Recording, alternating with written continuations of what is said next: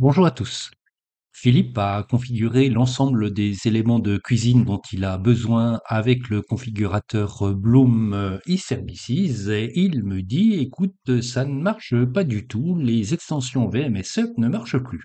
On va regarder ce qui se passe. Ici donc j'ai un îlot de cuisine. Si je masque les façades ici, masquées, je vois donc les tiroirs avec les coulisses, tous les percements sont faits.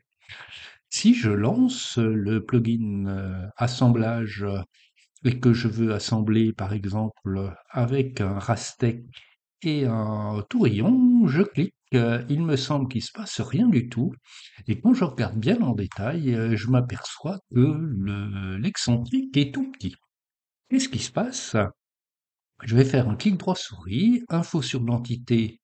Je vois bien qu'il s'agit d'un composant. Certes, le nom n'est pas très parlant. Mais si je fais également un clic droit souris, je vois que l'échelle du composant a été changée et que si je réinitialise cette échelle et que je fais un zoom étendu, je vois donc que tous les composants ont été mis à l'échelle, ce qui, avec les extensions VMSE, n'est sans doute pas la bonne solution. J'annule pour revenir en arrière, je refais un zoom étendu et si on veut s'en sortir, il faut faire un clic droit souris, éclater le composant et le refaire, donc récréer un composant en donnant le bon nom, par exemple ici tablette.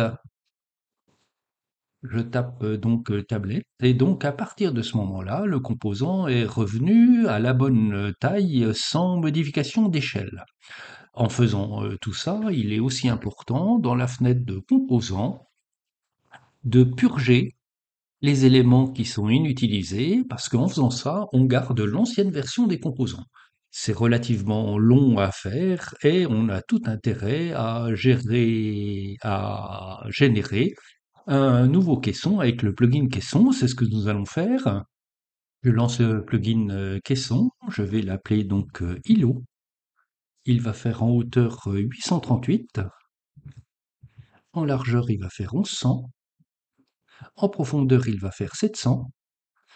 19 en épaisseur, l'épaisseur du fond sera 8, je clique 8 ici, la profondeur interne sera de 550 et la rainure fait 5, je mets 5, montant filant oui, j'ai pas besoin d'étagère, en mélaminé, je génère mon caisson et donc mon îlot a été fait et cet îlot donc est strictement identique au précédent. Le gros intérêt c'est que à présent chacun des montants est identique et symétrique, donc je vais pouvoir aller beaucoup plus vite pour faire un certain nombre d'opérations. Pour les tiroirs, c'est sensiblement plus compliqué. On va aller dans le générateur Bloom et générer un de ces tiroirs et voir ce qui se passe. J'ai terminé la configuration de mon tiroir que voici. Nous allons le télécharger avec deux formats. Le premier au format SKP, donc SketchUp, et le deuxième au format DXF, et on va regarder ce qui se passe. Dans SketchUp, je fais fichier importer. Je suis pour l'instant au format DXF et je vais importer mon tiroir au format DXF. L'importation se fait et donc mon tiroir s'est mis en place. Je vais refaire l'opération, importer, et au lieu d'être au format DXF, je vais prendre le format SKP, je retrouve mon fichier et j'ai donc mon deuxième tiroir qui est importé. On va regarder ce qui se passe. Si je double-clique ici, que je sélectionne ce composant, je vois que je peux réinitialiser l'échelle. Donc comme pour mon îlot tout à l'heure, l'échelle a été modifiée. Si je regarde par contre ici mon tiroir importé au format DXF, je vois qu'il n'est pas à l'échelle du tout, et donc l'importation DXF semble sensiblement mieux fonctionner que l'importation au format SketchUp, ce qui paraît un peu bizarre. Si on souhaite ne pas avoir à modifier l'ensemble des composants et qu'on dispose de la version pro de SketchUp, on a sans doute intérêt à utiliser l'importation DXF plutôt que l'importation SketchUp. Je vais enlever le tiroir venu de SketchUp et ne garder que celui au format DXF, hein. et je vais simplement l'éclater. Lorsqu'on importe un modèle, il est importé à l'intérieur d'un composant, donc j'ai éclaté ce composant de manière à retrouver les composants que le tiroir comporte. Lorsque j'efface des éléments comme ça dans SketchUp, je prends la précaution dans la fenêtre composants de purger les éléments inutilisés, c'est-à-dire d'enlever toutes les définitions des instances qui ont disparu. Je purge l'ensemble de ces éléments pour ne garder que les composants présents dans ce tiroir. Le nom des définitions n'est pas très explicite.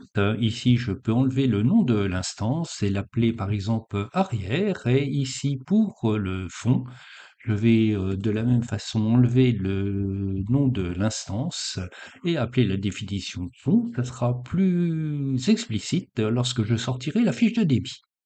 Nous remarquons que dans la fenêtre composant, il y a une multitude d'instances. C'est simplement le fait que à la fois le côté et la coulisse qui est ici sont composés d'un certain nombre d'éléments que Bloom a modélisés sous forme de composants. Ceci n'est absolument pas utile et on va faire en sorte de simplifier le modèle pour n'avoir que deux composants, le côté ici et la coulisse de ce côté-là. Je vais masquer ces trois éléments-là. Clic droit souris, masquer, et je vais m'intéresser aux côtés des coulisses et des côtés pour repérer l'endroit. Je ne sais pas très bien comment ça se positionne, donc je vais tracer une ligne de cet endroit-là à cet endroit-là et faire la même chose de l'autre côté. Donc je reprends l'outil ligne et donc j'aurai la position de la coulisse. Voici qui est fait. Je vais pouvoir enlever ma coulisse. Je vais pouvoir enlever également tous ces éléments-là. Je ne vais garder que le côté, donc tous les éléments qui vont rentrer dans la coulisse, je les enlève. Ces parties-là et également la partie arrière ici, je n'ai plus que le côté. Je vais le sélectionner en entier, enlever la ligne, j'en ai pas besoin pour l'instant, et je vais l'éclater. Donc clic droit souris, éclater. Si je refais un clic droit souris, je m'aperçois qu'il y a toujours des composants dedans, donc je continue à éclater. Clic droit souris, je n'ai plus éclaté, donc maintenant tout est correct. Je vais pouvoir donc sélectionner l'ensemble, enlever ma ligne et faire un clic droit souris pour créer un composant. Et ce composant, je vais l'appeler côté Bloom. Et je vais simplement donc donner l'orientation de mon composant. Clic droit souris, modifier les axes de manière à avoir le parement de mon côté ici. Donc je vais mettre l'axe rouge, l'axe vert, l'axe bleu vient de l'autre côté. Cet élément-là, je vais le symétriser. Donc le retourner suivant le plan bleu qui est ici, et je vais l'amener sur l'autre élément. Donc je vais les prendre par cet endroit ici, et je vais aller donc sur l'autre élément au même endroit. Je vais pouvoir le masquer. Je peux supprimer tous les autres éléments qui ne m'intéressent plus. J'ai un autre élément ici, ici également, et je dois en avoir un en partie haute qui est là. Et je vais m'intéresser maintenant à la coulisse. Comme pour le côté, je vais sélectionner tous les éléments que comporte ma coulisse. Donc cette partie-là, et je dois encore avoir un élément en dessous qui est là. Clic droit souris, éclater. Clic droit souris, éclater toujours. J'ai éclaté tous mes éléments maintenant. Et je clique droit souris, créer en composant, et je vais l'appeler coulisse underscore bloom. Je vais devoir refaire les percements, car si on regarde bien, si je les édite, je vois que ce ne sont pas des cercles, mais juste des arcs. En temps masqué, je vais refaire l'ensemble de ces percements. J'ai mis en place l'ensemble des percements. Il s'agit donc d'un groupe. Ce groupe donc va comporter à l'intérieur l'ensemble des percements. Les faces sont bien orientées. Ici, il s'agit d'un cercle et non plus d'arête comme précédemment. Si je zoome un peu et que j'allume, je vois bien le cercle. La face rouge et son opposé sont peintes donc en rouge de manière à indiquer à l'interface que la coulisse sera posée en même temps que les percements, que le transfert des percements. Il faut faire attention donc que cette face-là est alignée sur la face en dessous. C'est cette face qui touche dans la coulisse. Il me reste une chose à faire, c'est indiquer la bonne orientation du groupe. Donc j'ai son repère qui est ici. Je fais placer et je vais placer l'origine du groupe au centre d'un cercle ici. Voilà, je vais mettre l'axe rouge dans ce sens-là, l'axe vert vers le haut, ce qui va m'indiquer que l'axe bleu sort et donc il se posera sur la face du montant du caisson par exemple. Une fois que ceci est fait, je vais sélectionner ma coulisse et mon groupe, faire un copier et je vais donc l'enregistrer dans le fichier Tools Hardware pour en faire une pièce de quincaillerie. Je vais donc lancer une autre instance de SketchUp, faire un coller.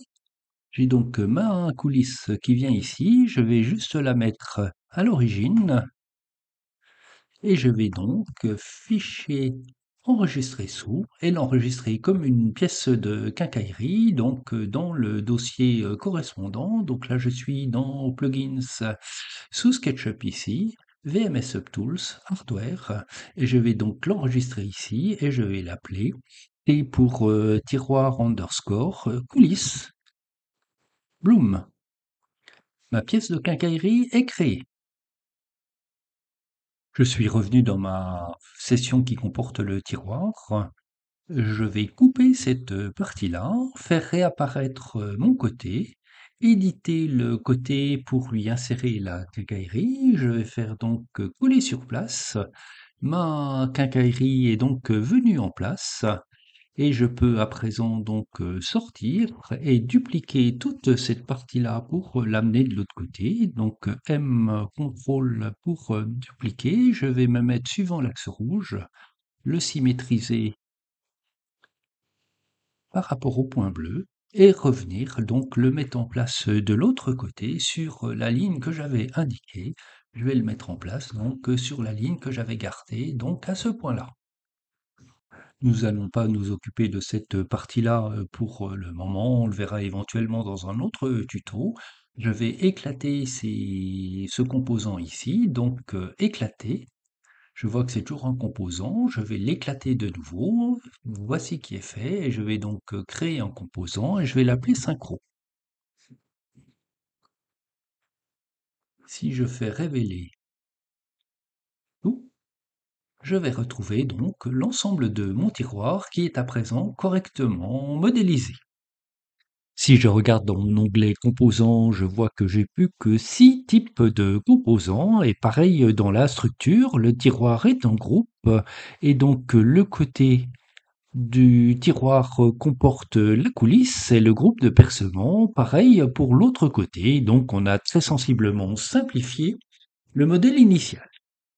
L'intérêt d'avoir modélisé de cette façon, c'est surtout de pouvoir modifier les dimensions de mon tiroir. Si je veux le rallonger pour le mettre dans un îlot plus long, j'aurais juste à indiquer ma coulisse et demander à rallonger mon tiroir.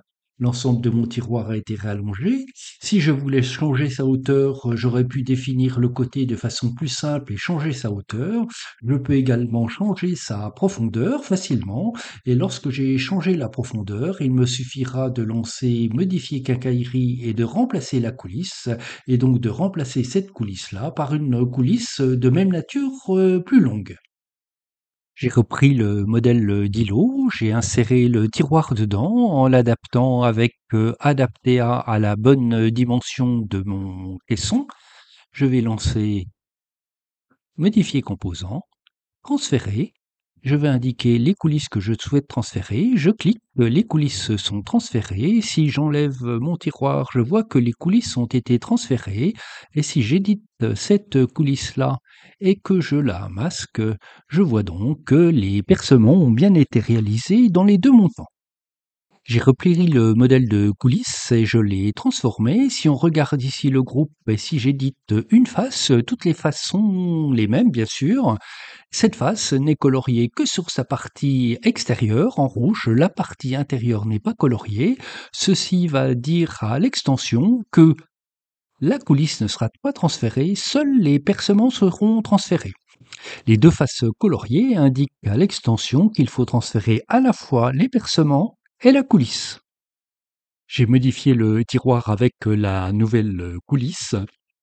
Je relance modifier quincaillerie, transfert. Je vais donc faire le transfert. Je clique, le transfert est réalisé et si je masque mon tiroir, je vois que seuls les percements se sont mis en place. Je fais réapparaître mon tiroir. La coulisse est donc restée sur le tiroir. On a donc le choix en fonction de la couleur que l'on donne aux faces.